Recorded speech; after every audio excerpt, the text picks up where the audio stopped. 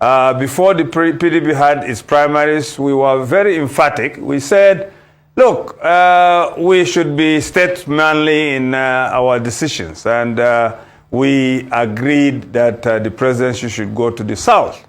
And we're looking at it based on the configuration within the country, not based on political party. So the issue is, when we did that, Southern governors had a meeting, and they had the meeting in Delta State at the government house of the PDP's vice presidential candidate now. And he actually read their communique when they, reached a stage of communique presentation. And in the communique, the whole country listened. He read and said, they in the South, that is the governors, irrespective of political party, they agreed that the presidency should go to the South.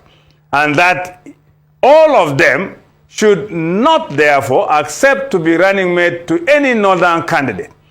Now, the funny thing is, the governor of Delta, in whose place this meeting held, and who also read the communique, first of all, not only betrayed the South by, casting or ensuring that his delegates casted votes to a northern candidate, he also grabbed the position of vice president, double jeopardy. Now, the problems of the PDP compounded by the PDP itself, its leadership, its members, the presidential candidates, who felt the zoning now should be based on political party rather than national issues, and they left it open under the guise of the competent. The competent means the person who has a big chest of money to dish out. That's what competent meant, because all of us knew how money played a role in the primaries. We can't pretend about it because it's a well-known thing.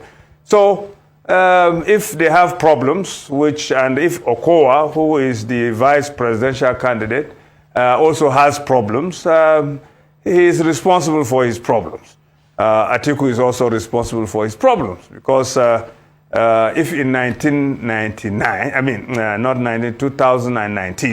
all of us would come out and say, yes, we feel the party in government is not doing a good job, we should support somebody who is going to transform this country, and we agreed on the candidate of PDP then, and it was Atiku Abubakar. And at that time, Southern candidate did not participate in the primaries. The Northerners participated because it was believed it was still the turn of the North. For them to change the rules because they feel they are smart guys, now they can see the result of being smart. Sometimes you can be smart and outsmart yourself.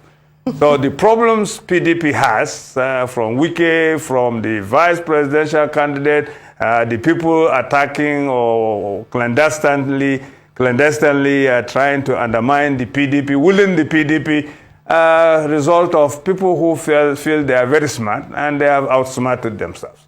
So they are responsible for their problems. Now, speaking of political configuration, can you speak on the APC's Muslim ticket? Is that acceptable to the Middle Belt Forum, since the main candidate Of is course, a Southerner? it is not. It is not. It is not. I mean, you don't have to ask that question. We've answered that question severally. We do not support that kind of configuration this time around in our national development. You see, at a time when nearly all the insurgent groups, be it Boko Haram, ISWAP, Ansar-Din or whatever, Fulani Hazman, militia, etc., all have Muslim roots or Islamic roots. It is insensitive for the APC to fill a Muslim ticket. It means there is no concern for Christians in the country. Now, in a country where since independence we have never tried to even know the demography in terms of populations. People just make assumptions all over the place. We are more, these are more, whatever. Even if it is just a third of the country that are Christians. It is insensitive at this time with what we are facing in terms of insurgency, which all have Islamic base, to fill a Muslim ticket. Nearly everybody who thinks rationally would feel that, yes, the APC has been insensitive. And not only that, here we are with Kashim Shettima. I'm from Borno State. If you should ask me, who is Kashim Shettima? I can tell you lots of things about Kashim Shettima. And for him to say, that is Tinubu and the APC, to say that he is the most competent, it's very funny. It's just saying that they are insulting our intellect and sensitivity as a nation. You see, we have to face reality. If the APC has an agenda, so be it. It's up to them. I believe Nigerians will pay them in the right coin. And we never supported it. We will not support it. And though we rooted for a southern candidate, of course, the Afenifere, that our partners, had already justifiably rooted for Southeast, because they believe that there should be equity, fairness, and justice. We also feel the Muslim ticket is not proper for now in the country. All right, Dr. Beatrice, thank you for that. Anambra State indigene, Dr. Peter Obi, is running with the Labour Party, as we know. This is a very hard and clear representation of the Southeast.